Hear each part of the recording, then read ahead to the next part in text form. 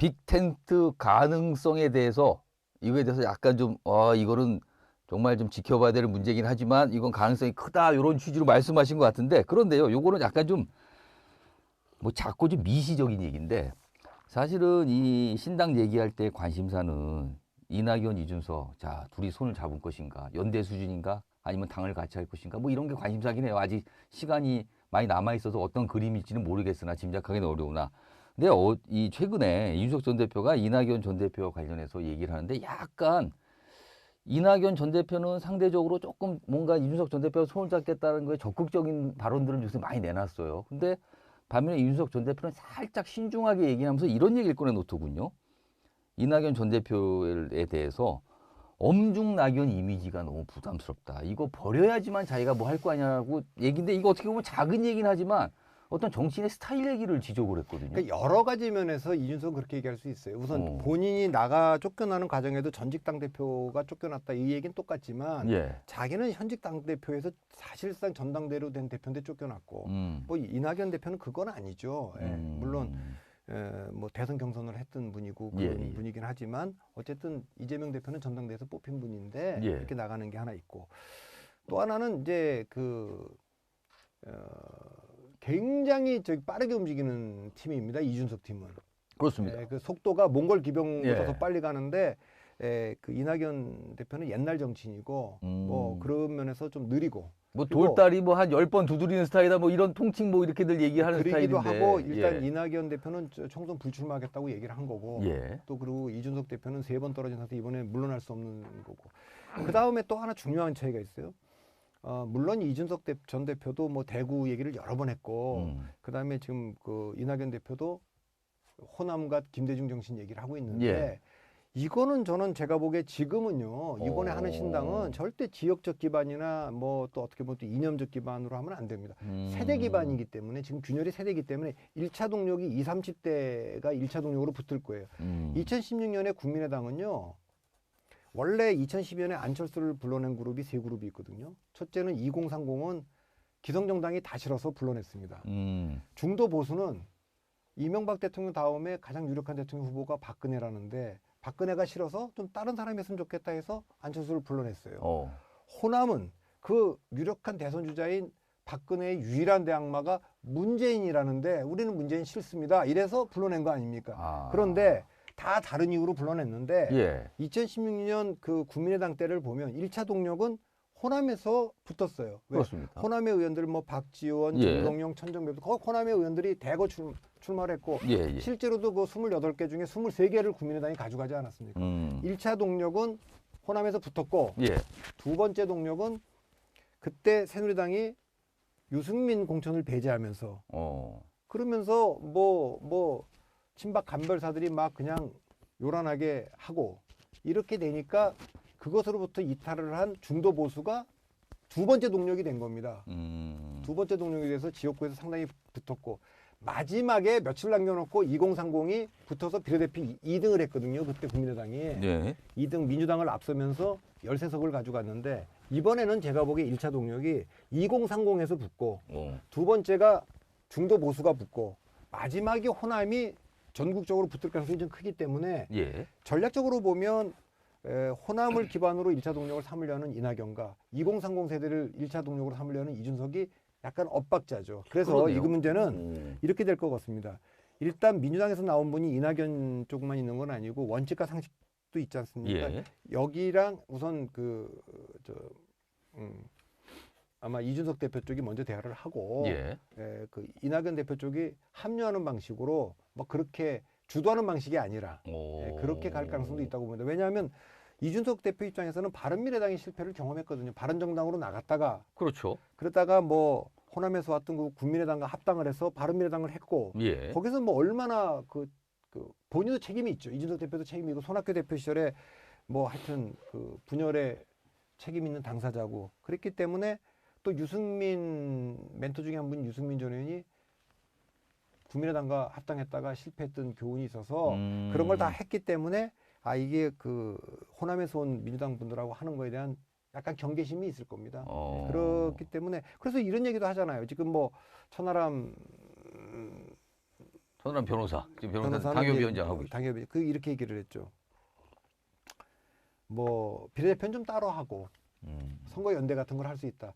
그런 얘기도 하는데 저는 그렇게는 안 된다고 봅니다. 그러니까 1번, 2번을 반대하는 3번은 단 하나로만 존재해서 다 들어와서 빅텐턴에 있어야 직관적으로 찍지. 예. 이게 뭐 여러 당이 있는데 여러 당의 비례대표는 다 따로 하고 선거 연대를 한다. 여기서는 누구 찍어주세요. 여기는 누구 찍어주세요. 저는 안 된다. 그러면 기호 3번으로 통합이 되든가 해야지 3번, 4번, 5번 이래서는 안 된다는 거네요. 그게 이제 제 생각인데 예. 뭐 이해관계가 있으니까 그래서 그걸 하나로 묶을 수 있는 그 리더십이 있느냐. 예, 저는 그걸 우려하는 거죠. 방금 전망하신 것 중에 이준석 신당이 지금 추진되고 진행 중이잖아요. 근데 먼저 바로 이낙연 전 대표와 뭘 손을 잡거나 합당하거나 이런 게 아니라 중간에 금태섭 의원이 꾸리고 있는 또 이 당들이 있고 중간에 그 단계 금태섭 의원 쪽은 조금 약간 사이드로 가 있죠. 거기는. 예. 그리고 그러니까 사이드로 가게 된 거는 금태섭 의원이 탈당도 먼저 했고 그다음에 또 그 양양자 의원의 뭐 이것도 먼저 나온 분들이 있죠. 금태섭 양양. 근데 거기는 이제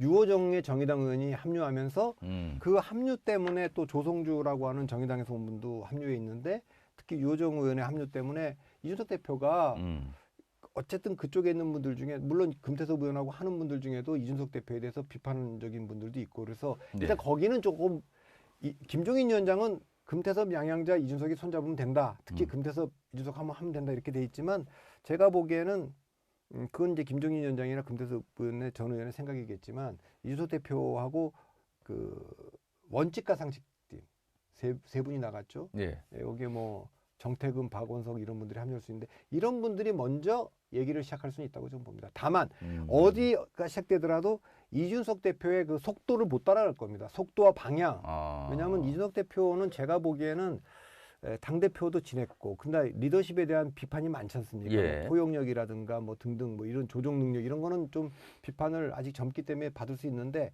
캠페인 능력만큼은 단독으로 보수 정당의 당대표를 한 분 아닙니까? 그렇습니다. 그러니까 그거의 감각은 못 따라갈 테니까 그 속도를 못 따라갈 겁니다. 예. 그러면은 예를 들어서 아까 모든 거 다 통합이 돼서 기호 3번이 완성이 됐어요. 기호 3번으로. 그 안에는 이준석 전 대표, 아까 금태섭 뭐 양이나 이런 분도 계시지만 이낙연 전 대표 있는데 이른바 이게 이제 과거의 시각일 수도 있어요. 이것도 과거의 시각, 과거의 정치권 시각일 수 있는데 같은 조직, 같은 텐트 안에 두 우두머리가 있는 셈이다. 이게 선거를 앞두고 서로 죽일 수가 있겠는가? 리더는 하나야 된다. 이게 이제 보통 생각이거든요. 그 관계가 어떻게 될 거로 좀 보세요. 그러면. 저는 뭐 그 절박함의 문제일 거라고 저는 봅니다. 그러니까 그 이 빅텐트가 잘 안 된다고 비판하는 분들이 바른미래당 실패 사례를 드는데 예. 바른미래당의 안철수와 유승민의 그 결합이라고 하는 거는 총선 이후에 지방선거 직전에 사실은 대선 앞두고 이제 지방선거와 대선 앞두고 된 거기 때문에 이것은 운명적으로 헤어질 수밖에 없었어요. 그런데 총선 때는 그렇지가 않죠. 이분들 보수에서 온 분도 있고 진보에서 온 분도 있고 호남에서 온 분도 있고 영남에서 온 분도 있는 건 다 아는데 민주당에서 온 분도 있고 국민의힘에서 온 분도 있는 건 다 아는데 거꾸로 이렇게 생각해 보자고요. 안철수와 유승민이 결합할 때 그 선거 다 끝나고 지방선거 앞두고 하지 않았고 2016년에 안철수가 국민의당을 만들었어요. 그때 공천 배제된 유승민이 대구에 무소속으로 나가지 않고 국민의당에 전격적으로 합류했다고 생각하면 어떻게 됐겠습니까? 전 훨씬 더 폭발력 있는 결과를 얻었고 자민련이 96년도에 50석을 했고 국민의당이 지난번에 38석을 했는데 만일 그때 합류했다면 저는 자민련의 50석 기록도 깼을 거라고 저는 봅니다. 예, 그러니까 지금은 총선 앞두고 이해관계가 있기 때문에 지금은 뭐 그런 다툼을 조금 내려놓고 할 수 있어요. 다만 그러나 이제 다 이제 복잡한 생각들을 갖고 있기 때문에 이걸 다 조종해 줄 수 있는 리더십이 누가 있느냐. 이 문제는 숙제로 남아 있죠. 리더십 문제는 숙제다. 요 신당 가서 좀 굉장히 길게 했는데 마지막 신당 관련 마지막 질문은 이걸 좀 드리고 싶네요. 아까도 이제 가정을 했어요. 빅텐트 뭐 이런 표현도 있고 아까 가장 직관적으로 들 수 있는 건 기호 3번이 완성이 됐어요. 다들 뭉쳐서. 자, 그 기호 3번에 아래 있는 이 당, 이 정당이 생겼다고 가정하면 그 정당은 이번 총선에서 몇 석이나 얻을 수 있다고 그건 알 수 없다니까요. 그거는 이 정치는 살아서 움직이는 거기 때문에 이 당이 위협적이 되면 윤석열 대통령이나 이재명 대표도 위기감을 갖고 변화를 하겠죠. 이게 뭐 저기가 그렇게 하고 있는데 이쪽은 가만히 보면서 우리 갈 길 간다. 그러니까 반응을 보일 거다. 그렇게 그러니까 된다면. 그거는 저쪽이 굉장히 뭐 돌풍을 일으키고 있는데 이쪽이 대응을 안 한다. 예. 그러면 지는 거죠.